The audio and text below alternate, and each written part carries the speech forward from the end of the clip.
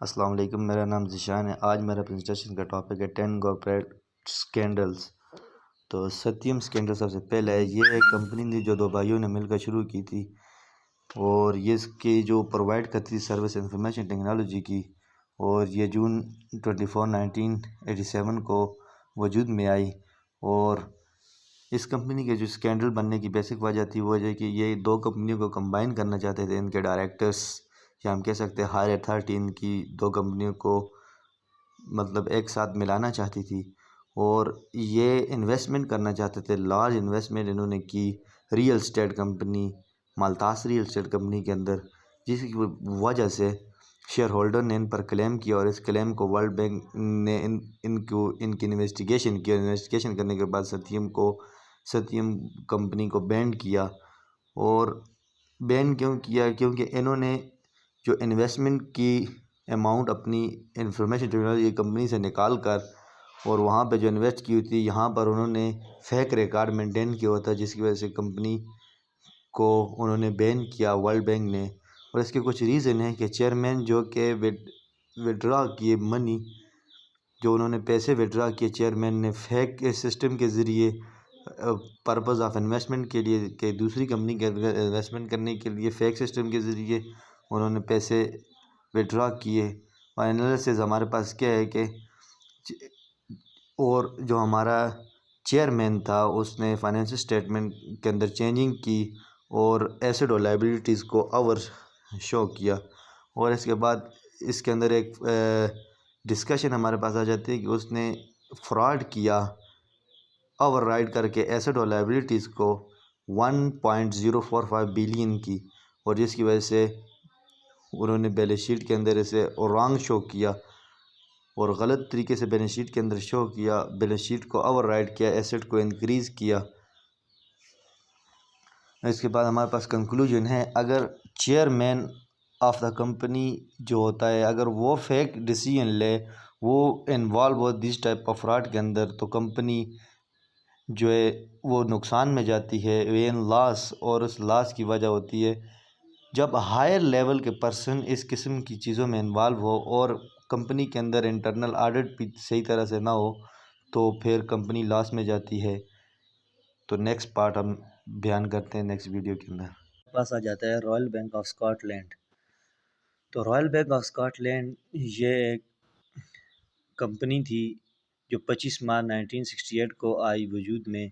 और इस कंपनी की जो सर्विसेज थी ये रिटेल और कमर्शियल बैंक की सर्विस प्रोवाइड करती थी। इसकी 700 ब्रांचेस थी। और ये कंपनी के जो स्कैंडल की बेसिक वजह बनी वो ये थी कि इन्होंने हाई लेवल ऑफ बोनस देना स्टार्ट कर दिया इन्वेस्टर को। तो इन्वेस्टर को कहा कि आप अगर इन्वेस्टमेंट करते हैं, अगर आपको प्रॉफिट होता है तो हम आपको प्रॉफिट देंगे, अगर आपको लॉस होता है तो हम आपको लॉस में शेयर नहीं करेंगे, आपको लॉस नहीं होगा। तो उन्होंने इस वजह से हाईली इन्वेस्टर ने रिस्की इन्वेस्टमेंट शुरू कर दी और विन इन विन सिचुएशन में आ गए। और जिसकी वजह से जो कंपनी जो है फेल हो गई कि लॉस को कवर करने में, उसकी जो कंपनी को लॉस हुआ। और दूसरा ये था कि चीफ एग्जीक्यूटिव जो था उसने एक एग्रेसिव एक्विजिशन शुरू की हुई थी कि उसने जो पैकेजेस पे और जो पेंशन थी डायरेक्टर्स की वो हाई की हुई थी, जिसकी वजह से कंपनी को लॉस हुआ। और इसके बाद इसके जो काजेज़ हैं कि जो बोर्ड ऑफ डायरेक्टर्स जो थे वो मिस यूज इज़ अथॉरिटी, अपनी अथॉरिटी को उन्होंने मिस यूज़ किया। एग्जेक्टिव ने फेयर डिसीजन नहीं लिए और रॉन्ग डिसीजन मेकिंग की, जिसकी वजह से ये सारा स्कैंडल पेश आया। उसके बाद हमें बस एनालिसिस और डिस्कशन आ जाती है। इसके अंदर कंपनी के डायरेक्टर और सुपरविजन ने जो अपने शेयर होल्डर को कॉन्फिडेंस में नहीं लिया और इसकी वजह से ऑर्गेनाइजेशन लॉस में गई। और एग्जेक्टिव खामोशी के साथ जो है ना डायरेक्टर्स को बोनसेस पे और पेंशन देता रहा, जिसकी वजह से कंपनी को लॉस हुआ। बिकॉज कि आपने एग्जेक्टिव लेवल पे इतने हाई बोनसेस रख लिए, जिसकी वजह से कंपनी को लॉस हुआ। हम कंक्लूजन में कह सकते हैं, अगर इस किस्म की एक्टिविटीज़ एक कंपनी के अंदर होगी और इन्वेस्टर को कॉन्फिडेंस में लिया हुआ है लेकिन रिस्क इतना हाई किया हुआ है, आपने कोई पॉलिसी नहीं अप्लाई किया, आपने कॉर्पोरेट गवर्नेंस का इस्तेमाल नहीं किया, उन्होंने कॉर्पोरेट गवर्नेंस को यूज़ नहीं किया हुआ ऑर्गेनाइजेशन के अंदर, तो आप लॉसेस में जाएंगे। तो हर कंपनी को, हर ऑर्गेनाइजेशन को चाहिए कि वो स्कैंडल से बचने के लिए कॉर्पोरेट गवर्नेंस का इस्तेमाल करें। आता है चाइना फॉरेस्ट्री। तो ये कंपनी की इंट्रोडक्शन ये है कि ये एक कंपनी थी, चाइना फॉरेस्ट्री कंपनी थी, जो एंगेज थी management of forest and harvesting and sales of timber logs. Timber logs मुख्तलिफ़ किस्म के ट्रीज़ को सेल करने में ये इन्वॉल्व थी। और ये कंपनी फरवरी 1984 को वजूद में आई।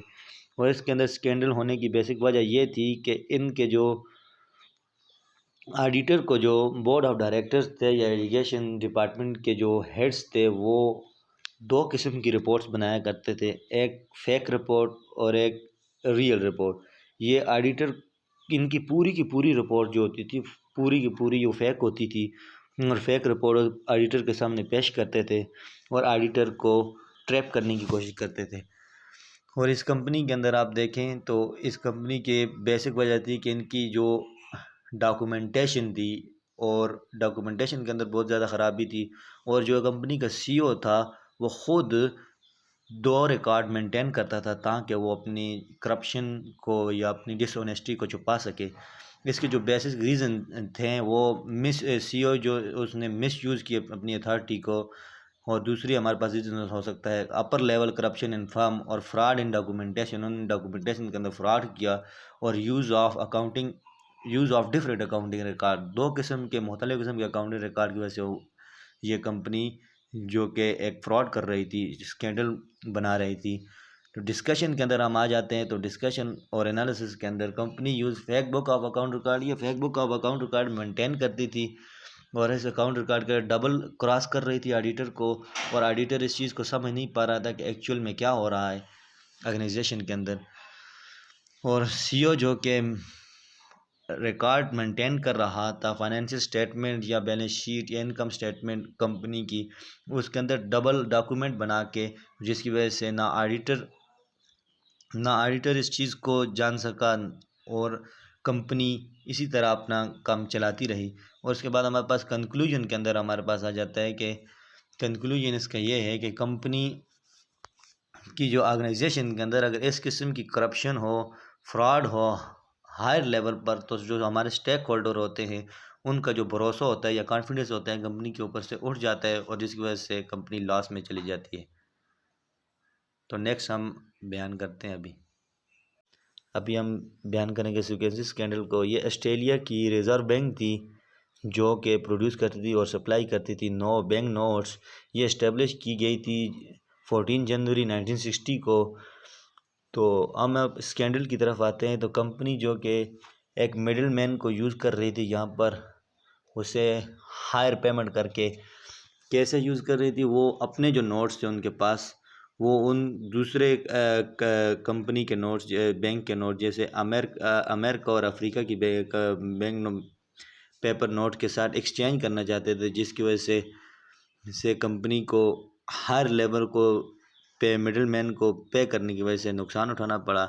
इसके जो फैक्टर ये हैं कि कंपनी जो कि कोशिश की, अटेम्प्ट टू डू करप्शन करने की कोशिश की है, और जो उनकी इंटरनली जो ऑर्गेनाइजेशन के अंदर रॉन्ग जो डिसीजन मेकिंग की गई है, और डायरेक्टर लेवल पर्सन इसके अंदर इन्वॉल्वमेंट थी। एक बेसिक रीज़न ये भी है कि डायरेक्टर लेवल पर्सन इन्वॉल्वमेंट थे स्कैंडल के अंदर, और जो कि बैड इमेज शो करते हैं इन दी बिजनेस वर्ल्ड।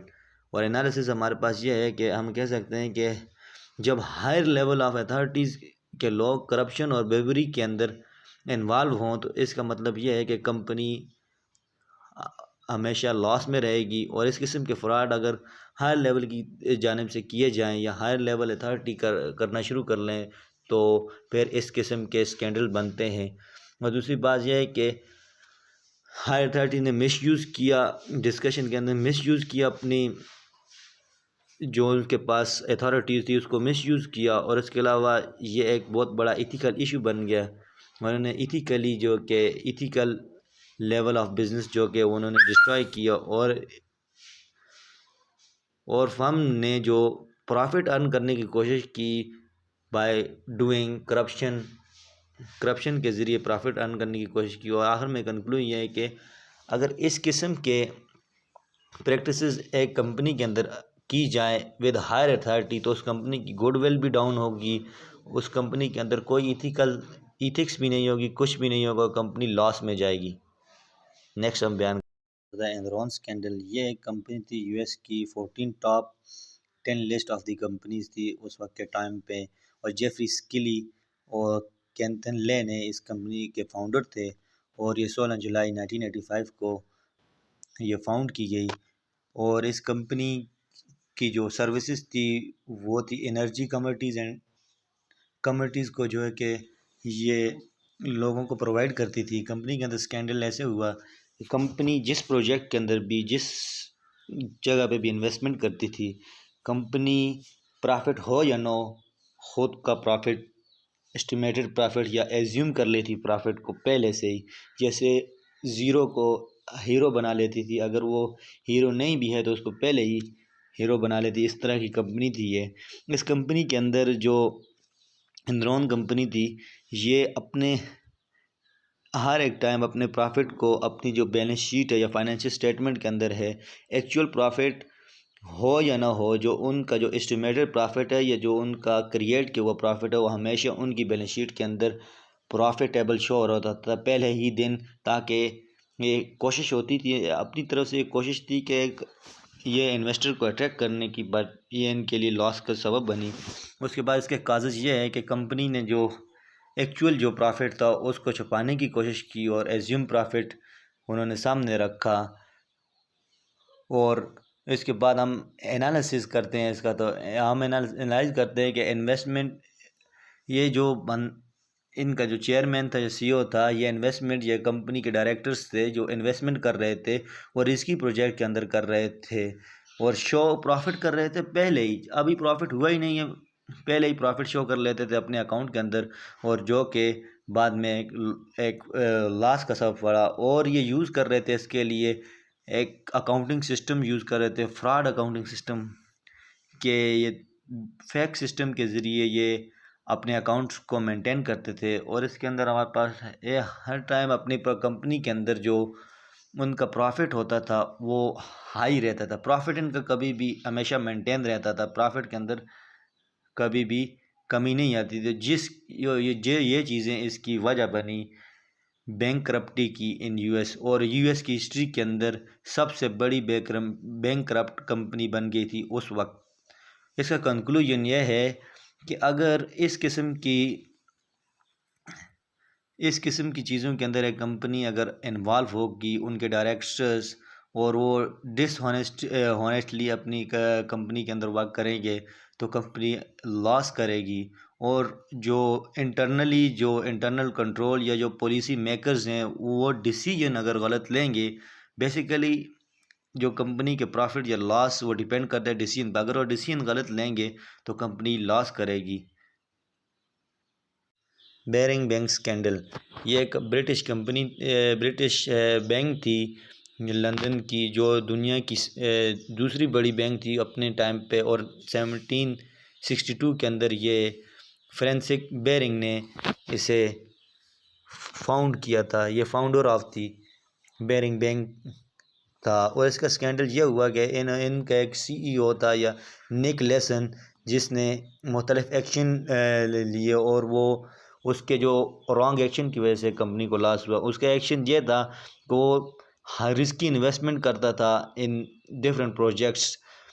तो इसी तरह वो इस एक प्रोजेक्ट के अंदर इन्वेस्टमेंट की 10 मिलियन की, जिस वजह से लॉस हुआ। उसने फिर और इन्वेस्टमेंट मेन हेडक्वार्टर से मंगवाई और उसने इन्वेस्टमेंट की एक और प्रोजेक्ट के अंदर, जिसकी वजह से वहाँ पर अनफॉर्चुनेटली जो जापान में अर्थक्वेक आने की वजह से तमाम, जो कि हम कह सकते हैं कि पूरी मार्केट क्रैश कर गई। मार्केट क्रैश करने की वजह से कंपनी को बहुत बड़ा लॉस उठाना पड़ा। तो इसका बेसिक रीज़न ये है कि जब आप एक वन मैन आर्मी, जब आप तमाम अपनी रिस्पॉन्सिबिलिटी एक आदमी को दे दें, तो उससे भी कंपनी को लॉस होने का ज़्यादा चांसेस होता है। इसके अलावा जब आप किसी भी प्रोजेक्ट पर हाई रिस्क लेंगे, तो ये भी एक कंपनी के लिए अच्छा लॉस नहीं है। और दूसरी बात यह है कि इनकम्पिटेंट अथॉरिटी, जब नाअहल अथॉरिटी आपके पास होगी, वो उस किस्म की हायर लेवल पर्सन जो उस काम के लिए अहल नहीं है, वो लोग वहाँ पे बैठे होंगे तो वो कंपनी के लिए लॉस का सबब बनेंगे। और एनालिसिस एंड डिस्कशन के अंदर company hire level of risk ले रही थी, अथॉरिटी जो हमारे पास इनकम्पिटेंट अथॉरिटी थी और हायर लेवल ऑफ रिस्क ले रही थी, और रिस्की इन्वेस्टमेंट करने की वजह से कंपनी को लॉस हुआ। और ये जो सिंगल मैन आदमी, एक इंडिविजुअल पर्सन जो इस पे काम कर रहा था और कंपनी तमाम उस पर डिपेंडेंट थी, और उसका इंटरनल कंट्रोल अच्छा नहीं था कंपनी का, और जिसकी वजह से कंपनी को इस किस्म के लॉस उठाने पड़े। और आप देख सकते हैं कि वहाँ उनके पास इफेक्टिव सुपरविजन नहीं थी, हायर लेवल अथॉरिटी इफेक्टिव नहीं थी, जिसकी वजह से उसके पास एक अच्छा स्टाफ नहीं था, गुड स्टाफ नहीं था, जिसकी वजह से उन्हें लॉस उठाना पड़ा। उसके बाद कंक्लूजन में हम कह सकते हैं कि आप उस वक्त कंपनी जो है बेरिंग बैंक कंपनी ने लॉस उठाया जब उनके पास एक इफेक्टिव इंटरनल कंट्रोल भी नहीं था, और उनके पास जो ट्रस्टी वन एम्प्लॉयज़ भी नहीं थे जो काम को पूरी तरह कर सकें, और एक ऐसी एडिक्वेट सुपरविजन को उन्होंने रिस्पॉन्सिबिलिटी दे दी जो उसके लिए हल नहीं था, जिसकी वजह से कंपनी को लॉस उठाने पड़े। नेक्स्ट हम ओलंपस कॉरपोरेशन स्कैंडल। यह एक कंपनी थी जो इस्टेब्लिश की गई थी Japanese manufacturers of optics and reprography products को मैन्युफैक्चर कर रही थी, और ये इसके जो सीईओ थे 2011 के अंदर मिचेल वुडफोर्ड को हटाकर सीईओ को रिप्लेस करके मिचेल वुडफोर्ड को वहाँ पे रखा गया दूसरे सीईओ को रिप्लेस करके। और हमारे पास जो इंट्रोडक्शन टू स्कैंडल आ जाता है कि इस कंपनी के अंदर जब उन्होंने एक सीईओ को हटाया तो उस सीईओ ने क्या किया कि उस जो वहाँ पे जो उनके रिकॉर्ड के अंदर प्रॉब्लम था, उस रिकॉर्ड को उन्होंने डायरेक्टर को बताने की कोशिश की, लेकिन डायरेक्टर ने उसे ही ऑफिस से निकाल दिया और उसे बाहर फेंक दिया, जिसकी वजह से उसने ये जो प्रॉब्लम था ब्रिटिश सीरीज फ्रॉड ऑफिस को पेश किया और पुलिस को कहा कि मुझे प्रोटेक्शन दे, और इस को एनालाइज करने के लिए उन्होंने ब्रिटिश सीरियस फ्रॉड ऑफिस को दिया।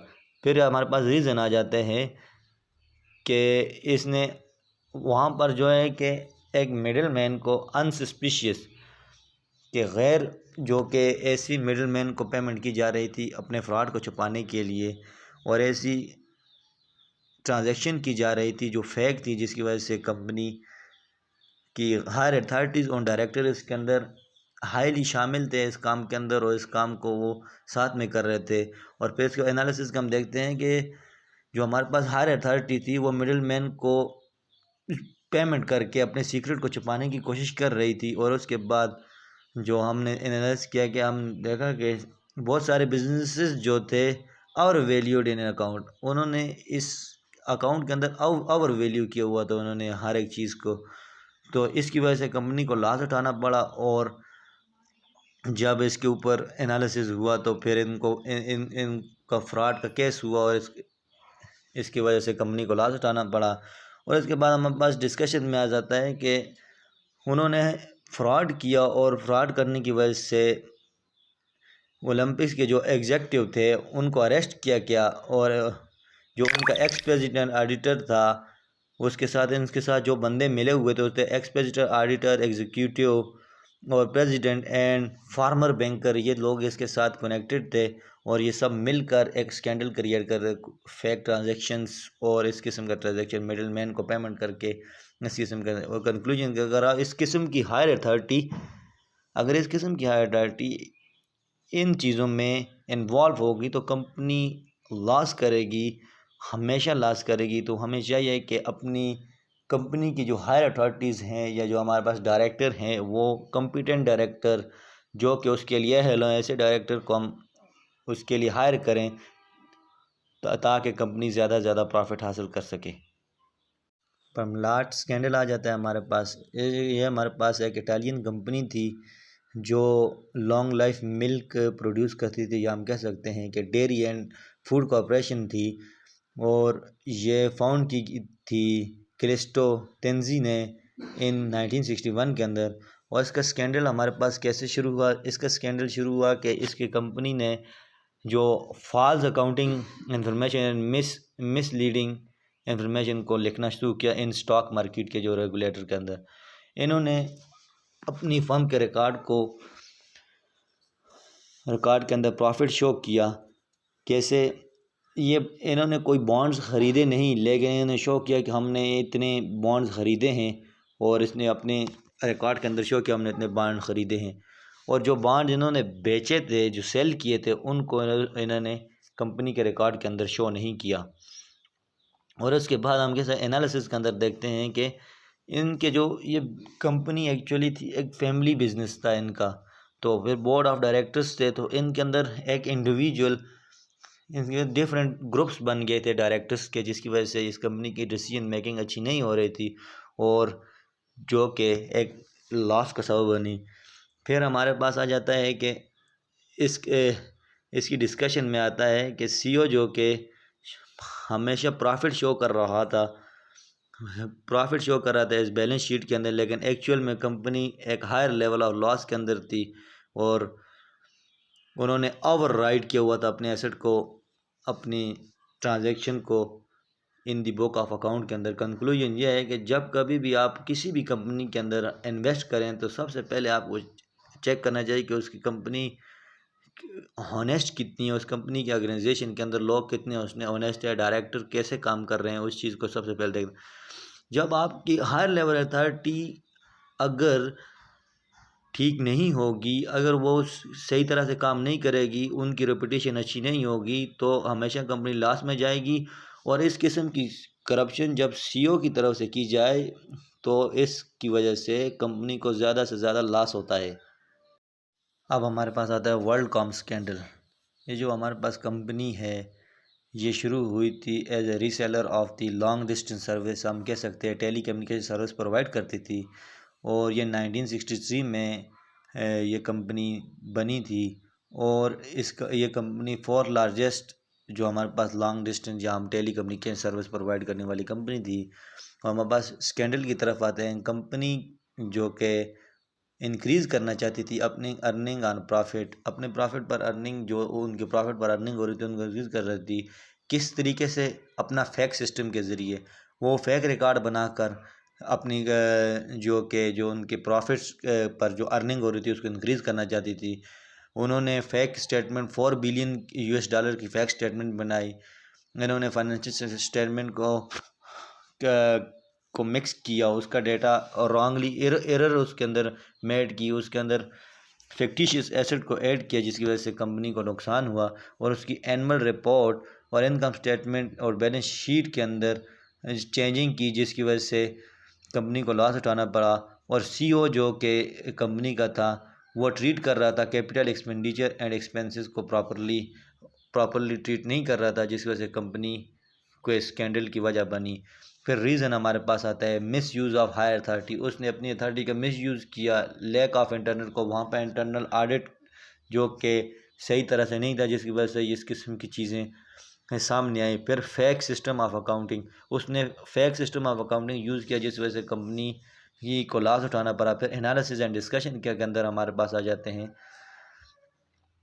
जो कंपनी का सीईओ था वो इंक्रीज़ करना चाहता था अपने प्रॉफिट को फेक अकाउंटिंग रिकॉर्ड मेंटेन करके, और जिसकी वजह से हम कह सकते हैं कि वहाँ पे जो कमी थी, एक हायर अथॉरिटी की, गुड हायर अथॉरिटी की कमी थी, lack of supervision, good supervision, और जिसकी वजह से कंपनी को 4 बिलियन का जो उन्होंने अकाउंटिंग फ्रॉड करने की कोशिश की कंपनी के सीईओ ने, और वो कंपनी बाद में बैंकरप्टी की तरफ चली गई। और उसके बाद हमारे पास आ जाता है कंक्लूजन के अंदर हम कह सकते हैं कि जब कभी भी किसी कंपनी के अंदर इंटरनल कंट्रोल प्रॉपर नहीं होगा, और कंपनी जब ओवरस्टेट करेगी एसेट ऑफ कंपनी को, तो वो कंपनी के अंदर लॉस का सबब बनेगा। अब इस कंपनी को आप देख लें, तो इस कंपनी ने 11 बिलियन के जो उनके एसेट्स से ओवर लिखे हुए थे, रॉन्गली लिखे हुए थे, जिसकी वजह से कंपनी की जब इन्वेस्टिगेशन की गई तो वो लॉस में थी। तो ये सबसे लार्जेस्ट स्कैंडल था अमेरिका की हिस्ट्री का उस वक्त पे, जो उस वक्त था, उस दौर में सबसे ज़्यादा बड़ा लार्जेस्ट स्कैंडल था। और अगर कंपनी इस किस्म के डिसीजन लेगी एग्जीक्यूटिव लेवल पे, तो जो शेयर होल्डर का जो भरोसा है या कॉन्फिडेंस है वो ख़त्म हो जाएगा, और कंपनी लॉस की तरफ जाएगी। लास्ट हमारे पास आखिरी और लास्ट स्कैंडल है जिसे हम बोलते हैं अमेरिकन इंटरनेशनल ग्रुप। ये एक मल्टीनेशनल कंपनी थी और इंश्योरेंस कॉरपोरेशन थी जो इंश्योरेंस की सर्विसेज प्रोवाइड करती थी और ऑपरेट की जा रही थी मोर देन 80 कंट्रीज़ के अंदर। 80 कंट्रीज़ के अंदर ये ऑपरेट की जा रही थी। इसका जो हेडक्वार्टर था New York in United state, New York के अंदर था, यूनाइटेड स्टेट के अंदर। और इसकी जो फाउंडर ऑफ द कंपनी था कॉर्नेलियस वेंडर स्टार था और ये फाउंडेड इन दिसंबर 1999 को ये फाउंड की गई थी। और अब इसके स्कैंडल की तरफ जाते हैं। कंपनी जो कि तैयार कर रही थी अपनी फॉल्स स्टेटमेंट मुख्तलिफ़ किस्म की शैम ट्रांजेक्शन के ज़रिए, और कंपनी का जो पर्पज़ था कि वो फॉल्स स्टेटमेंट शो करके फाइनेंशियल रिज़ल्ट और इन्वेस्टर को धोखा दे सके। He gives A fake insurance transaction. अभी उसने जो है कि फेक इंश्योरेंस ट्रांजेक्शन को भी दिया। और कंपनी जो थी कि मिस अकाउंटिंग स्टेटमेंट जो कि दे रही थी, अकाउंटिंग रिकॉर्ड को चेंज कर रही, फाइनेंशियल रिपोर्ट को चेंज कर रही थी। कंपनी का जो बेसिक स्कैंडल की वजह ये थी कि कंपनी जो कि लोन को एज ए रेवेन्यू शो कर रही थी, जिसकी वजह से कंपनी को लॉस होना शुरू किया। अब इसके रीज़न क्या है कि लैक ऑफ गुड सुपरविजन। जो उनकी हाई लेवल अथॉरिटी थी वो अच्छी नहीं थी, जिसकी वजह से उन्हें नुकसान हुआ। लैक ऑफ इंटरनल ऑडिट, वहाँ पर इंटरनल ऑडिट प्रॉपरली नहीं हो रहा था, जिसकी वजह से उन्हें नुकसान, कंपनी को लॉस हुआ। फिर error in accounting record due to loan taken by company. जो कंपनी ने लोन लिया था उसकी वजह से जो उन्होंने रिकॉर्ड के अंदर चेंजिंग की वो एक कंपनी के स्कैंडल का सबब बना। फिर एनालिसिस के अंदर जो वहाँ पे सीईओ ऑफ द कंपनी था उसने अकाउंटिंग फ्रॉड किया 3.9 बिलियन का, और उसके साथ स्टॉक प्राइसेस को भी जो इन्वेस्टर थे उनको गलत बताया। जो कंपनी थी उसने अपने रिकॉर्ड को फेक तरीके से मेंटेन किया, लेकिन कुछ वक्त के बाद ये ओपन हो गया इन होल वर्ल्ड। और ड्यू टू फ्रॉड, उस फ्रॉड की वजह से उस जो उनका इन्वेस्टर था उनको पेनल्टी दी गई। और जो कंपनी थी हमेशा जो अपने लोन को, कंपनी की जो बेसिक स्कैंडल की वजह यही थी कि वो लोन को एज ए रेवेन्यू शो करती थी। कंक्लूजन यह था कि जब इन्वेस्टर, स्टेक होल्डर या share holder and clients company को आप हमेशा एक डार्क रूम के अंदर रखेंगे, हम कह सकते हैं कि उनको आप बिल्कुल उसके हवाले से नहीं बताएंगे कि आप कंपनी के अंदर क्या कर रहे हैं, एक्चुअली आप कंपनी को कैसे रन कर रहे हैं, आप कहाँ इन्वेस्टमेंट कर रहे हैं। स्टेक होल्डर एक्चुअली प्रिंसिपल होते हैं, और आप उनको ही नहीं बताएंगे कि ये कैसे हो रहा है, उनकी मर्ज़ी के बगैर काम कर रहे हैं। तो इसकी वजह से इस किस्म की फ्रॉड की एक्टिविटीज़ जो है कि जो ट्रस्ट होता है स्टेक होल्डर का वो ख़त्म कर लेती हैं और कंपनी और लॉस की तरफ चली जाती है। यह मेरी प्रेजेंटेशन का टॉपिक है। उम्मीद करता हूँ आपको पसंद आया होगा। वस्सलाम।